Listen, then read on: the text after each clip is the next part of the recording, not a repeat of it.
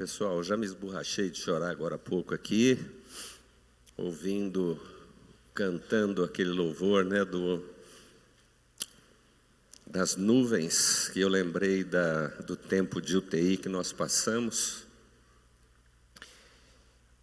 E com o balé dançando aqui, eu tive a nítida impressão, acho que é uma revelação de Deus, que naquele tempo, a gente tocava muito essa música lá na UTI, e Deus me mostrou que os anjos dançavam lá.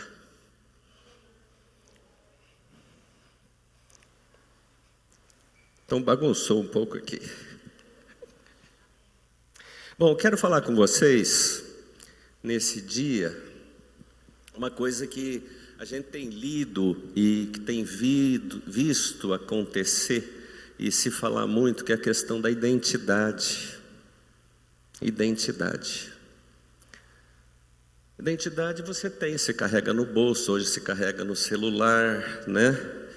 Tem lá teu nome, tem algumas coisinhas, RG, CPF, endereço, tudo isso faz parte da nossa identidade a nível de mundo também.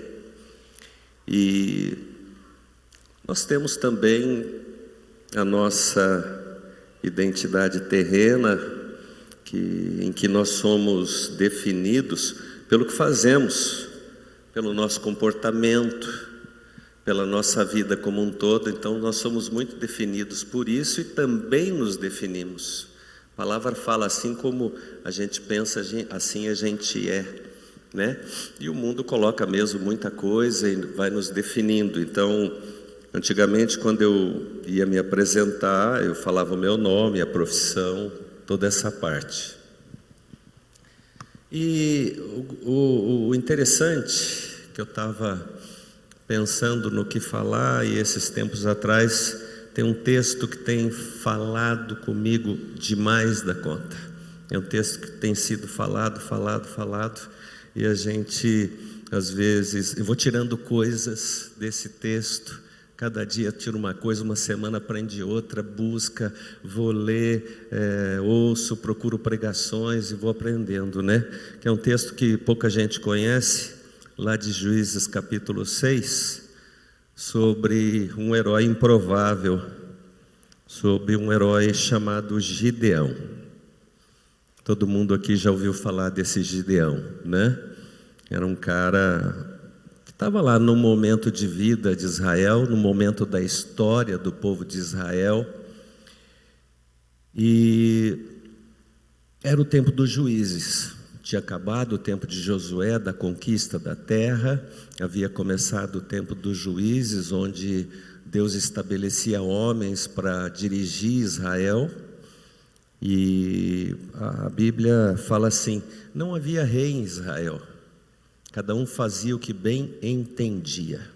Então era uma desordem maluca tudo isso, mas não havia rei em Israel, mas havia. O nosso Deus era o rei, mas não havia rei em Israel, né? Então estava um tempo de depravação, de muita violência, sexo ilícito, estupro, brutalidade, fraude, qualquer coisa que vocês possam, infanticídio, criança sendo entregue para sacrifício. Nós fomos em Israel agora há pouco tempo, e nós fomos no lugar onde as crianças eram jogadas, numa caverna que se chama Boca do Inferno lá, e as crianças eram jogadas ali para serem oferecidas a um Deus, né? Então era um tempo complicado, cheio de homens imperfeitos. E hoje? E nós? Como é que estamos hoje, né? Em termos de vida, a gente está vendo muita coisa acontecer. Eu falei aqui um monte de coisa que acontecia naquela época, e coincidência, eu achei isso aqui, essa definição aqui até familiar, né? Se a gente for pensar, essa parte toda de depravação, violência, estupro, brutalidade, roubo, corrupção, sexo ilícito, depravado, promiscuidade, tudo familiar, né? Em relação àquele tempo. E era complicado aquele tempo. No tempo de Gideão em especial, havia, no começo da história onde Gideão aparece, já havia 7 anos que o povo de Israel estava sendo extremamente afligido pelos midianitas, que depois queriam terra, e depois até eles que começaram a chamar as terras que eles queriam de Palestina, que era uma palavra grega. E esses midianitas dominaram Israel, eles detonavam Israel, eles se associavam a outros povos da redondeza, juntavam as suas montarias, camelos e tudo isso aí, e invadiam a terra igual gafanhoto, pisoteavam tudo, roubavam tudo e vinham embora, milhares. Tem versões que falam assim: os seus camelos eram como areia do mar. Então destruía Israel, acabava com as esperanças de Israel, ia acabando completamente a economia, que se é que existia algum tipo de economia, ia acabando tudo, as possibilidades. Então as pessoas viviam escondidas naquela época em cavernas, ou então eles construíam fortalezas, pedras, muros de pedra, tudo, se escondiam lá dentro e ficavam lá. Tentavam plantar tudo, criar, e os midianitas chegavam de tempo em tempo e levavam tudo embora, matavam tudo, pisoteavam tudo.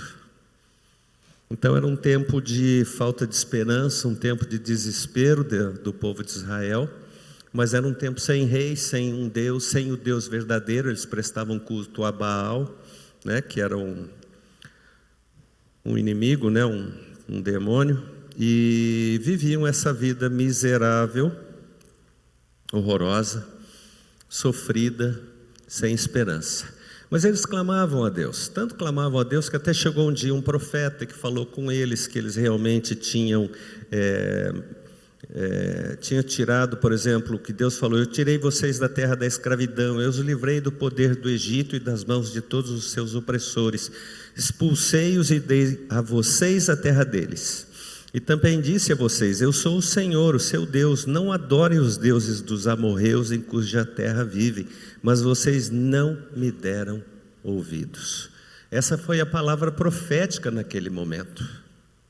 Mas aconteceu daí, logo depois daquela palavra profética, uma coisa diferente.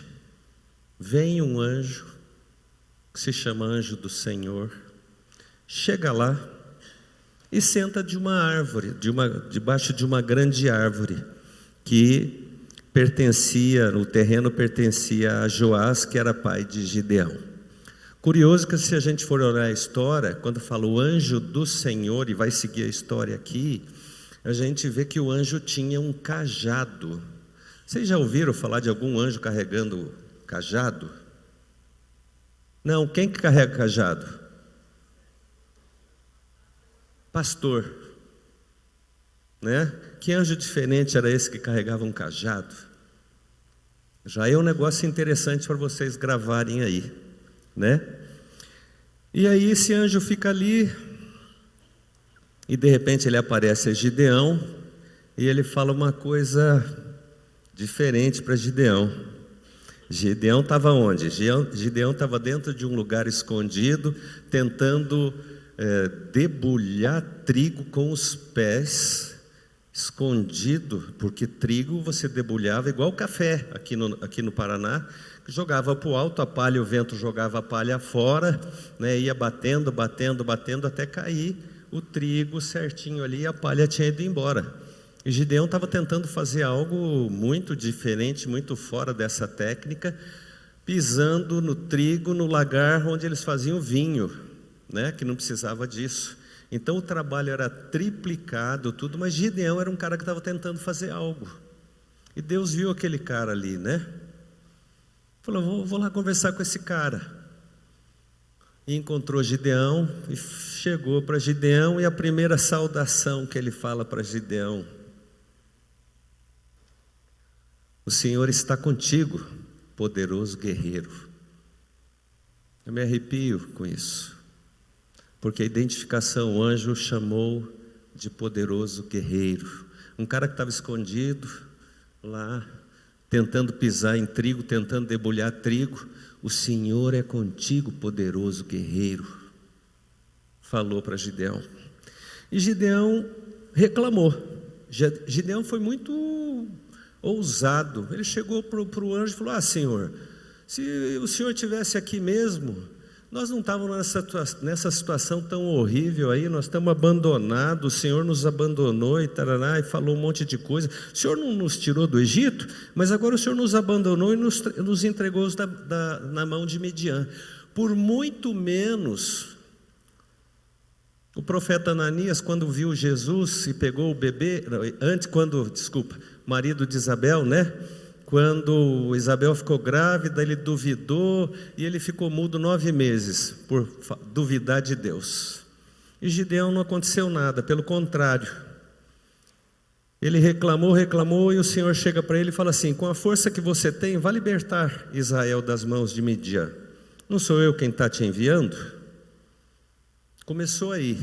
Primeiro, Gideão é definido como um poderoso guerreiro. Segundo, a primeira coisa que Gideão começa a fazer com essa nova identidade dele, ele começa a lutar com Deus. A primeira guerra que ele começa a travar é com Deus, né? Trava uma guerrinha ali, um bate-boca ali, uma coisa interessante.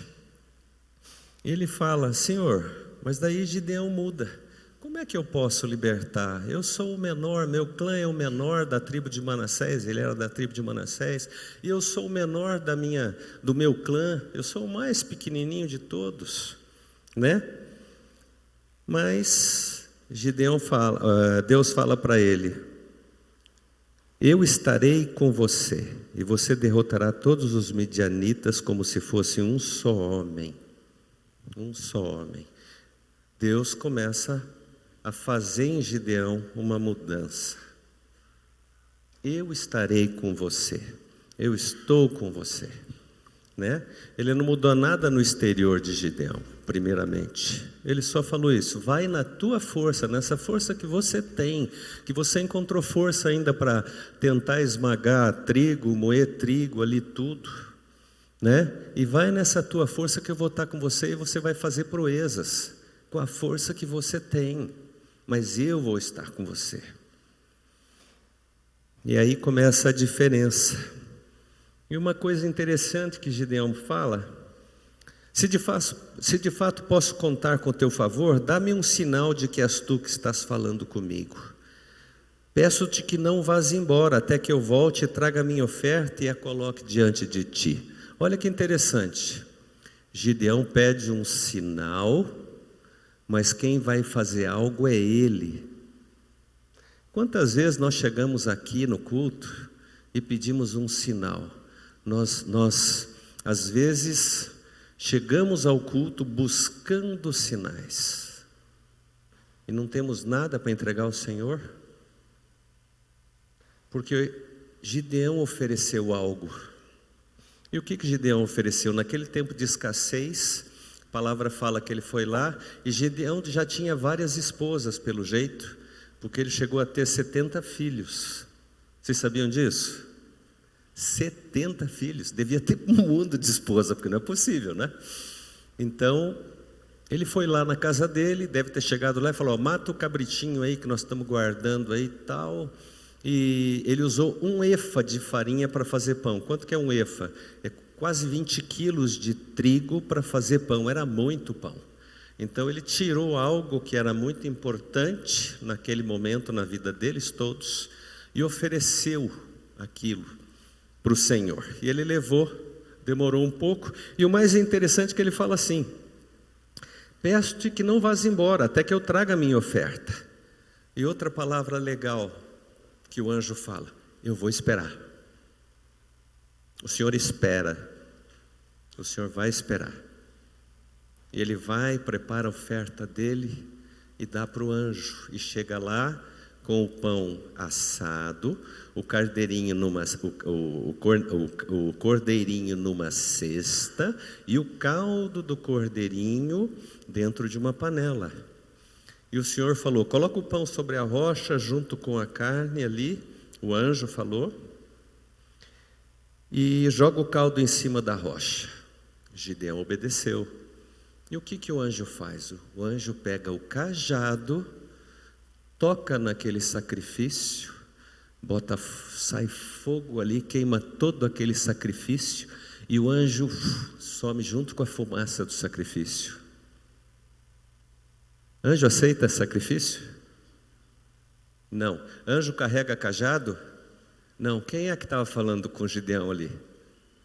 Deus, Jesus, o próprio, porque Jesus é a manifestação de Deus. A palavra fala que ninguém jamais viu a Deus. Então, quando os profetas viam aquela figura, na realidade eles estavam vendo a figura do Senhor Jesus. O próprio Senhor apareceu para Gideão. Tremendo. O próprio Senhor desceu, foi falar com o cara, falou que o cara era um poderoso guerreiro, muito poderoso, a ponto de o Senhor comissionar ele para destruir os midianitas como se fosse um homem só. Olha que fácil essa tarefa. Mas para Gideão naquele momento parecia ser o quê? Impossível. Como é que eu vou derrotar o número de guerreiros dos midianitas junto com os amalequitas que se uniam? Chegava a 135 mil homens. Então era muita gente. Mas sumiu, desapareceu. Gideão foi tomado de pânico. Ai de mim, porque eu vou morrer, porque eu vi o Senhor. Aí ele teve consciência de que era com Deus que ele estava falando. Não era com um anjo qualquer, não. Era com o Senhor, o dono, o patrão, o Deus tremendo, o Deus altíssimo, que nós estamos cultuando aqui, estamos oferecendo algo para Ele nessa noite, nessa tarde, né? Estamos oferecendo sacrifício de louvor, estamos oferecendo alegria, estamos oferecendo palmas, porque é justo. Vocês acham que é justo? Então vamos dar uma salva de palmas para Ele? Daquelas. É justo, Ele merece, mais gente, porque é justo, Ele é digno, amém, aleluia. Então, de repente ele fala, vou morrer, acabei de ver o Senhor, não tem como ficar vivo depois de ver o Senhor. Mas o Senhor daí volta para ele e fala, não, você não vai morrer não. Para que você não vai morrer não. Aí começa uma outra fase. Teve essa primeira fase até ele reconhecer que o Senhor estava com ele, que ele entendeu aquilo. Então aquela palavra particular de Deus para ele começou a fazer efeito.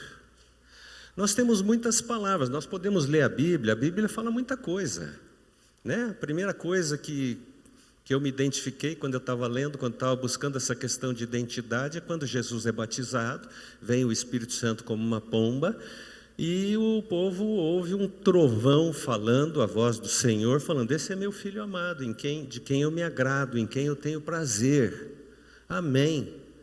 E a gente trata isso, essas declarações de Deus, muitas vezes, até vou falar num jargão moderno, como uma forma corporativa, né? Global, somos filhos amados de Deus, mas às vezes Deus, às vezes não, para cada um de nós Deus tem uma palavra profética, uma palavra em especial sobre o que você é. Além de ser filho amado, tem algo mais na sua vida. Para Gideão, ele era um poderoso guerreiro. Olhe para o seu irmão aí e fala isso.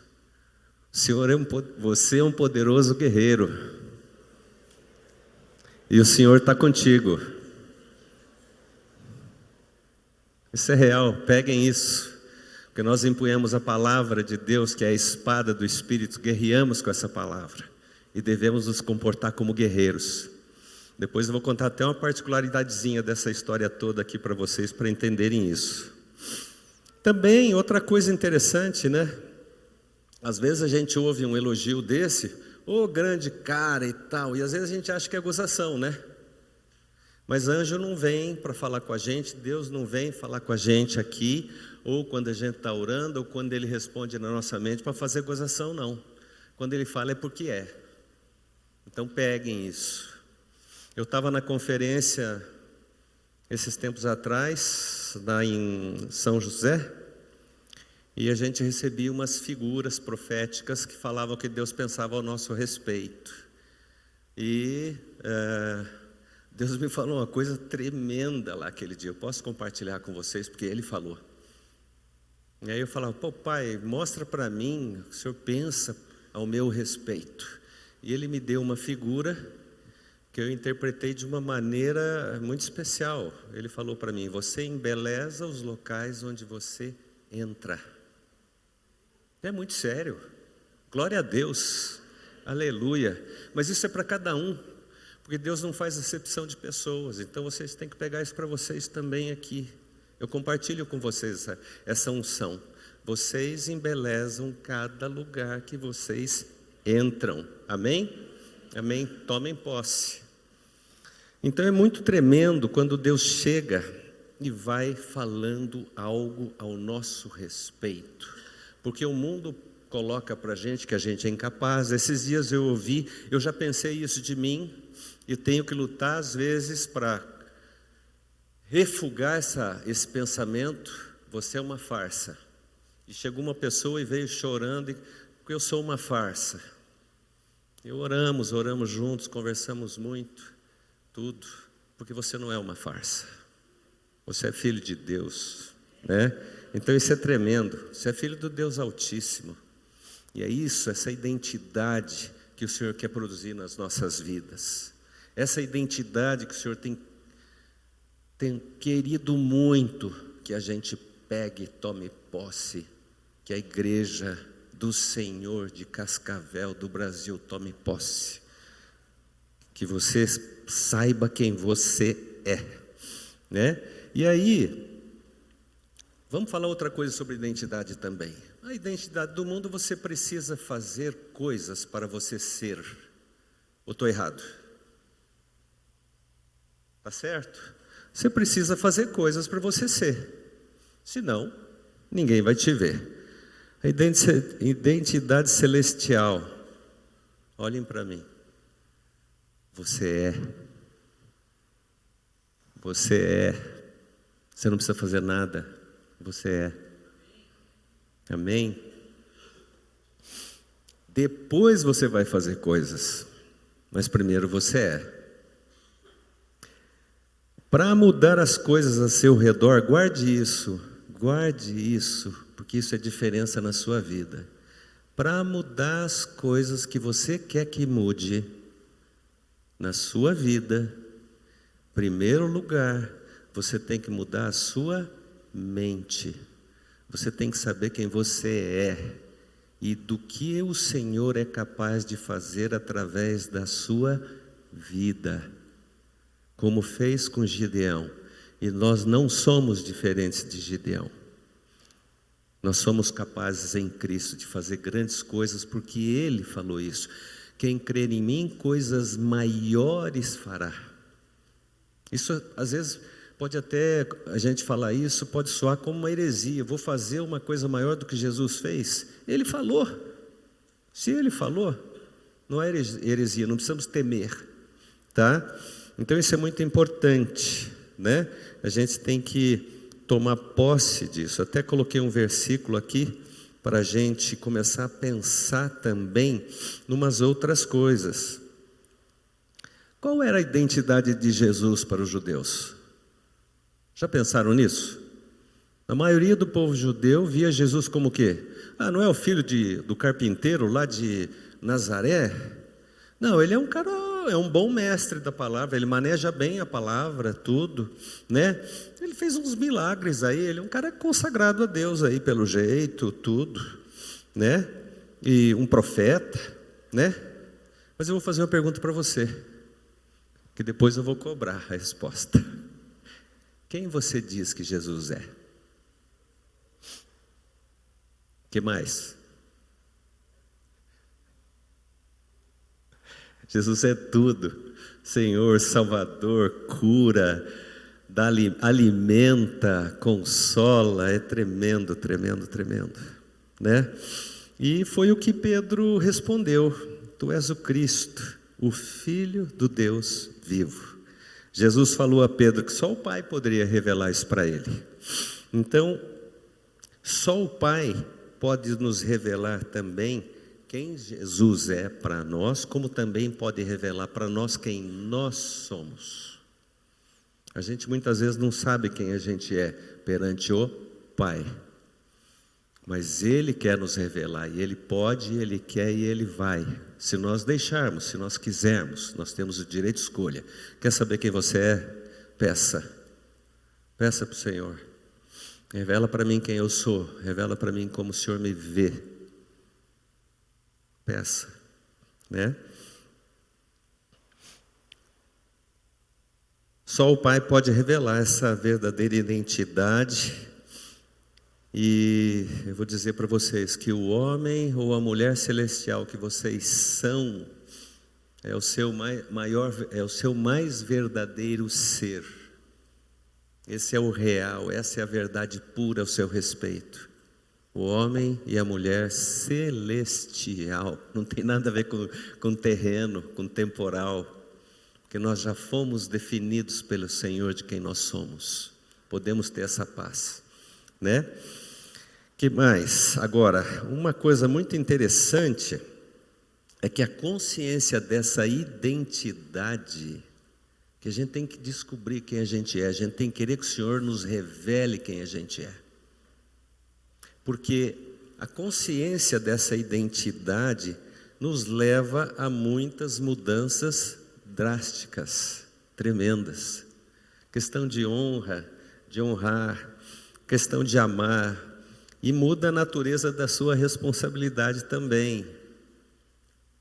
Tá certo? Então é muito importante tudo isso. Nós temos, às vezes assim, na igreja, uma via de regra, vamos pôr assim, tá bom, a pessoa recebe o Senhor como Salvador, como Senhor, tudo, e a gente luta e tal, para ela ir se curando, ir buscando, e, por exemplo, vamos pôr assim, alguns padrões que mostram que houve uma mudança de pensamento. Eu sonegava imposto, parei de sonegar imposto. Eu adulterava, parei de adulterar. Eu mentia, parei de mentir. Tinha crises de ira, parei de ter essas crises de ira. Tá certo? Que mais? Vamos pensar aí. Tinha vícios e parei, eu bebia e parei, eu fumava e parei, tinha vício em droga, parei, ótimo, glória a Deus, aleluia. Mas eu vou falar uma coisa para vocês, se a gente ficar nisso, isso ainda é raso. Não estou dizendo que não devamos, tá? Não estamos desvalorizando essas coisas de forma nenhuma, é bênção. Glória a Deus, mas eu tenho que querer progredir na jornada. Simplesmente eu fumava e parei, ou eu puxava fumo, eu era viciado em cocaína, ou crack, ou qualquer outra coisa, ou as balinhas, tudo, e parei. Ótimo, glória a Deus pela sua vida, meu irmão. Mas o Senhor quer mais da sua vida, o Senhor quer fazer mais na sua vida, quer fazer mais na vida de cada um de nós.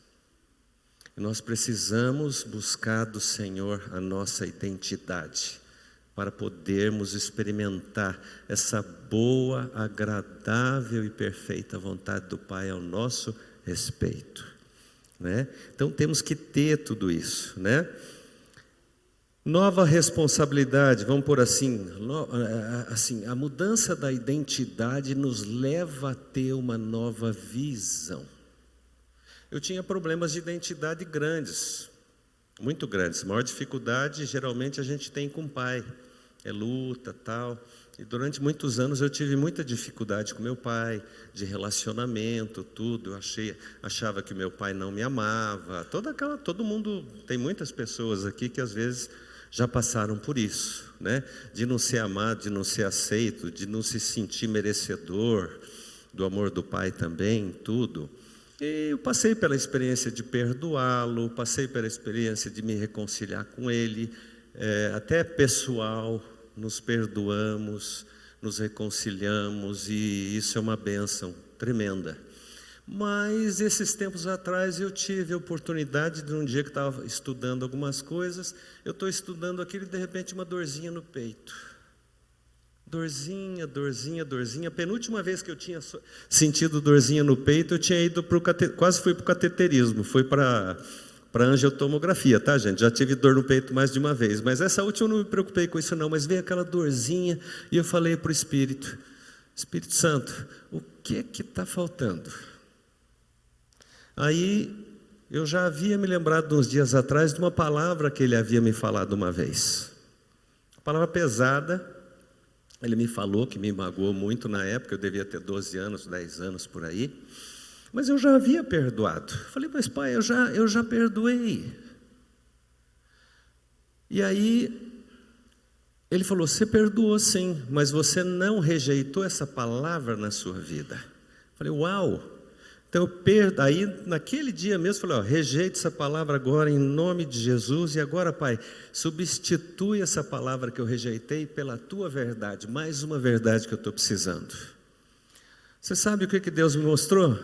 Que eu não tinha visto ainda, lembranças de amor com meu pai, lembranças que meu pai demonstrou amor para comigo. Eu comecei a me lembrar de coisas que eu não lembrava, estava tudo travado. A minha mente estava travada porque eu não havia rejeitado uma palavra ruim para mim. No momento que eu rejeitei tudo isso, o Senhor liberou, minha mente liberou para me sentir amado pelo meu pai desde pequenininho, desde criança. Eu lembro hoje de coisas que eu não me lembrava. Olha como é tremendo, como é maravilhoso a gente progredir nessa questão da identidade, né? Isso também, nessa questão de nova visão que a gente começa a ter, a gente também tem que mudar a nossa maneira de ver irmãos, pessoas. A igreja muda, vai mudando tudo isso. Então aquela questão de, por exemplo, a gente às vezes fala, aquele ali se converteu, tarará, não sei o que legal, que bênção, ele tinha tal problema, tal problema, tal problema. A gente identificava os outros pelo pecado, entendeu? Pelo pecado de cada um, e o mundo é assim, né? E aí, o que começa a acontecer? Você começa a mudar a tua maneira de ver as outras pessoas. A gente começa a buscar a identidade de Deus para cada um de nós.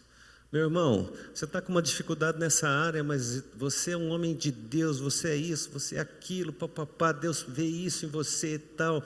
Você é maravilhoso demais para viver assim. Vamos abandonar esse negócio?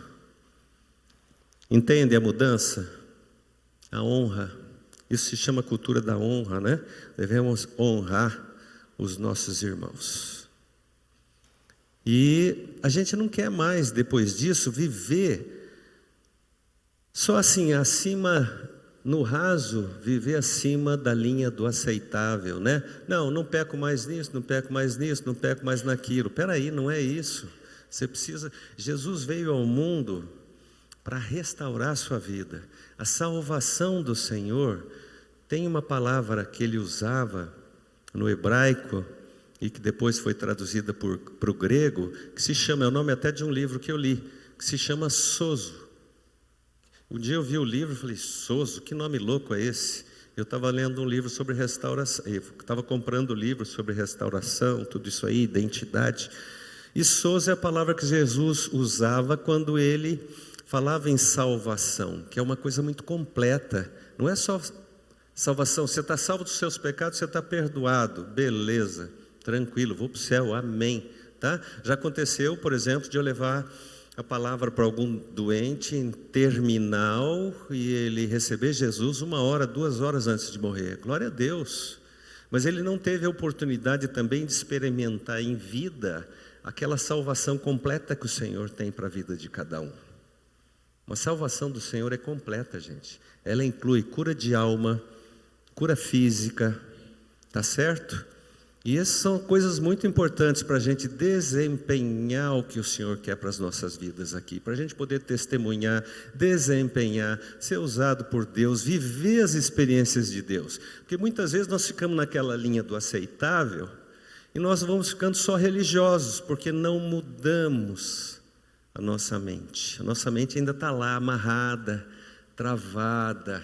E eu preciso, eu tenho que querer buscar do Senhor essa cura, essa salvação essa visão diferente, essa identidade verdadeira ao meu respeito, porque Ele que me fez. Ah, mas você chora, homem não chora. Caramba, quase me esborrachei ali de chorar, de soluçar ali agora na música. Se alguém visse, eu estava assim, ó, chacoalhando ali, chorando, lembrando da UTI, lembrando da graça de Deus sobre nós, né, sobre a vida da Jaque. Então, maravilhoso, tremendo. E olha o que o Gideão começa a fazer nesse momento, quando ele começa a perceber a identidade que esse Deus tremendo, maravilhoso tem a respeito dele, do seu potencial. Todos nós aqui temos um potencial. Nenhum pode chegar e falar, não, eu não tenho. Eu quero ficar quietinho aqui, eu quero ser ministrado, para. Você tem uma identidade do Senhor para você. Você tem dons maravilhosos, talentos maravilhosos que o Senhor colocou na sua vida. Não desperdice. Busque do Senhor. Busque do Senhor. Porque como Gideão começou, gente? Gideão estava batalhando lá. Ele estava lá, esmagando trigo, detonado, né? Assim, moralmente devia estar cabisbaixo, devia estar meio arrebentado, tudo isso. Esperança de sobrevivência, provavelmente, que muitas vezes nós carregamos isso na vida. Quantos aqui, às vezes, já passamos, assim, por experiência só de sobreviver? Não, eu vou sobreviver, vou aguentar essa barra, isso vai passar, e eu continuo minha vida, e tal, e pronto. É pouco. É muito pouco para o que o Senhor quer fazer com cada um de nós, ou através de nós, ou para nós. A palavra de Deus, Ele fala lá em Jeremias, porque eu bem sei os pensamentos que eu tenho ao vosso respeito. São pensamentos de paz e não de guerra, para vos dar o fim que vocês desejam, que vocês sonham. Não desperdice isso. Fala, Senhor, eu quero os teus pensamentos. Fala, Senhor, eu quero os teus pensamentos. Eu quero pensar o que o Senhor pensa. Vamos repetir? Eu quero pensar o que o Senhor pensa ao meu respeito. Amém? Amém. Então temos que buscar isso. Porque a palavra também fala em Coríntios, é uma coisa que tem... Volta e meia esse pensamento está lá em 1 Coríntios capítulo 2, fala assim, porque nós temos a mente de Cristo, o Espírito Santo veio e gerou em nós vida, e tem produzido esses pensamentos, essa mente renovada. Não deixe a sua mente ficar travada por causa de coisas passadas, por causa do que foi falado. Nós temos ministérios aqui, tenho 30 semanas, tem um monte de coisa que pode nos ajudar a ter essa cura tremenda. Precisamos buscar isso do Senhor, tá certo? Porque Gideão, por exemplo, para receber e entender sua verdadeira identidade, passou por alguns passos de transformação, ofereceu o sacrifício e percebeu quem era Deus que falava com ele, né? Arrumou sua família. Então, primeira coisa, percebeu que Deus está com ele. Deus está com você? Quem daqui tem certeza que Deus está com ele? Amém, né? Então, vamos arrumar a nossa vida? É o segundo ponto de Gideão.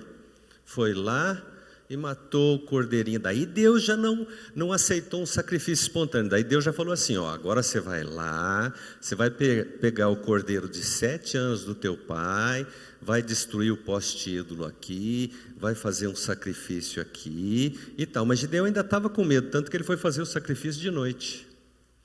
E por que esse cordeiro de 7 anos? Por que Deus pediu o cordeiro de 7 anos? Quantos anos fazia que os midianitas oprimiam Israel? 7 anos. 1 ano por ano. Olha que coisa tremenda, né? Coisas do livro de Gideão, tem muita coisa. Se ficar falando de Gideão aqui, tem ensinamento assim de um monte.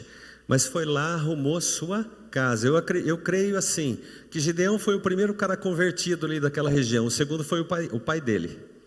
Porque daí foram lá querer brigar com Gideão e o pai falou, pode parar, se Baal é Deus, ele que contenda com ele, nós não vamos fazer nada, ninguém vai fazer nada com meu filho não. E ninguém fez nada, e nem Baal. Também não teve pique para enfrentar Gideão, porque Deus era com ele. Deus é com você, você vai ter medo de viver? Eu já ouvi pessoas falar assim, não, eu entrei no ministério, eu ouvi esses tempos atrás, eu entrei no ministério, e daí, meu Deus do céu, minha família virou não sei o que e tal, aconteceu isso, aquilo, eu acho que eu saí do ministério e falei, não, estava bom antes, não vou entrar no ministério não, porque senão o inimigo se levanta contra mim. Você é filho de quem?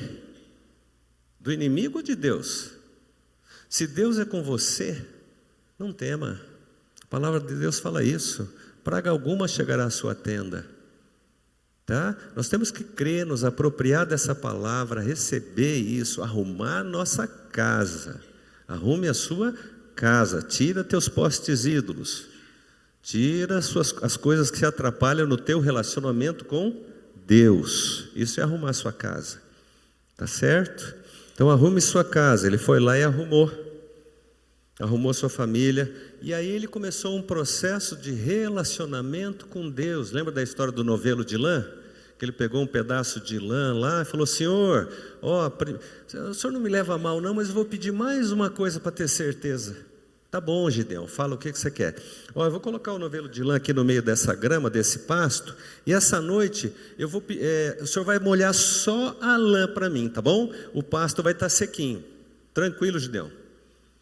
Chegou, acordou no outro dia, foi lá, a lã, disse que enchia uma tigela de tanta água que tinha, tanto orvalho que tinha.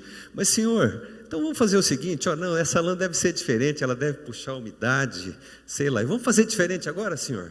O que você quer, Gideão? Não, agora o Senhor molha toda a grama ao redor, mas deixa a lã seca. Deus, pode deixar comigo, Gideão.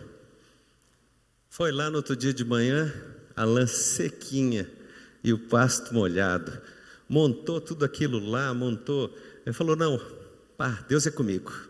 Aí vem gente, agora aí é outra parte já, né, que tem outra palavra que dá para ser falada a esse respeito aí, né, veio gente e tal, e Gideão teve uma vitória maravilhosa, tremenda, tudo, né, mas uma coisa muito importante da qual nós não devemos nos apartar jamais.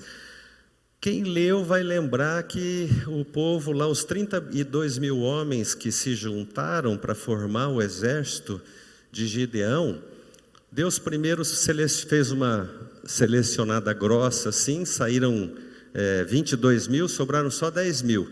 Aí ele falou, Gideão, agora você vai levar eles para beber água no rio, e nós lá em Israel, nós somos do rio onde aconteceu isso, no riachinho lá. E você vai mandar, vamos matar a sede aqui, todo mundo aproveita para beber água e tal. E Gideão, é o seguinte, aquele cara que botar a boca lá dentro da água e beber água igual o cachorro bebe, esse aí você manda embora para casa. Aquele cara que ficar pegando a água aqui, com a outra aqui, esse aqui está selecionado, está aprovado. E aí aconteceu, sobraram 300. Né? Mas qual é que é o mistério dessa história aí? Eu não entendia por que beber água com a boca não dá certo, e por que beber água assim foi o escolhido por Deus.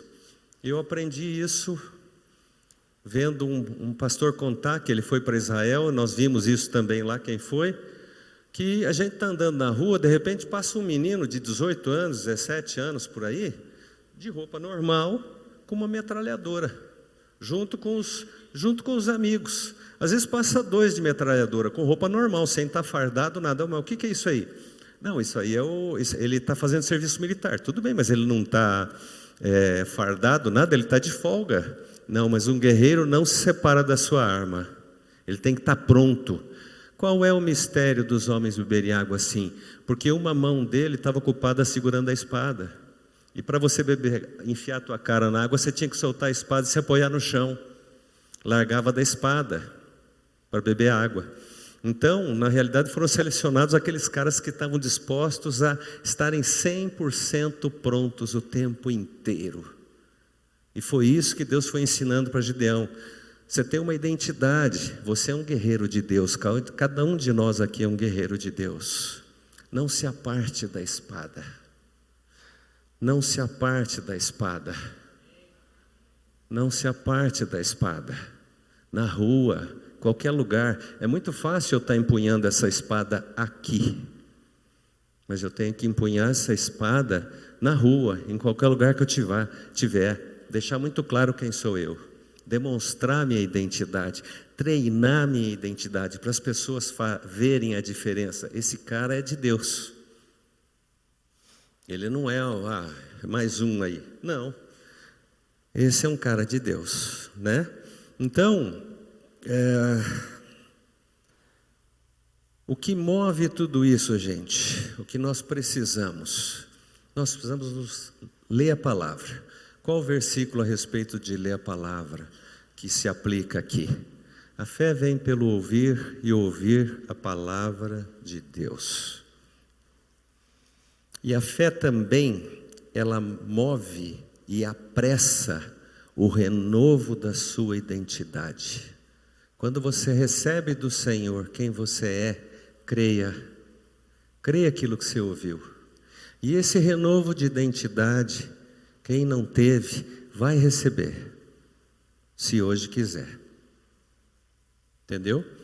Vem das maneiras, às vezes, mais tranquilas. Às vezes uma pessoa chega e fala um atributo de Deus para a sua vida.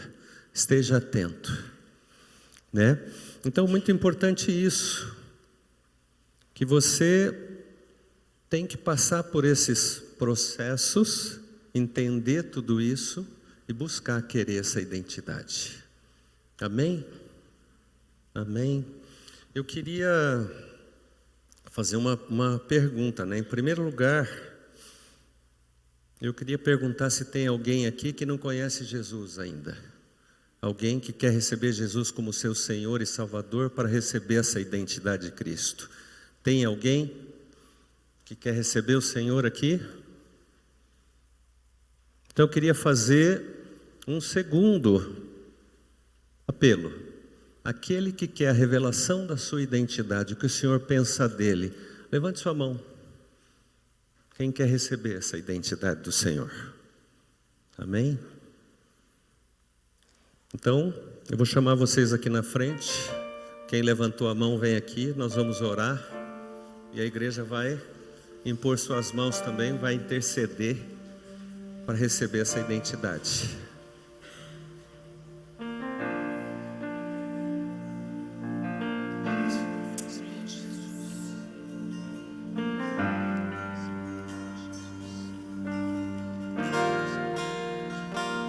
Pai, derrama do teu poder aqui agora, Senhor, em nome de Jesus.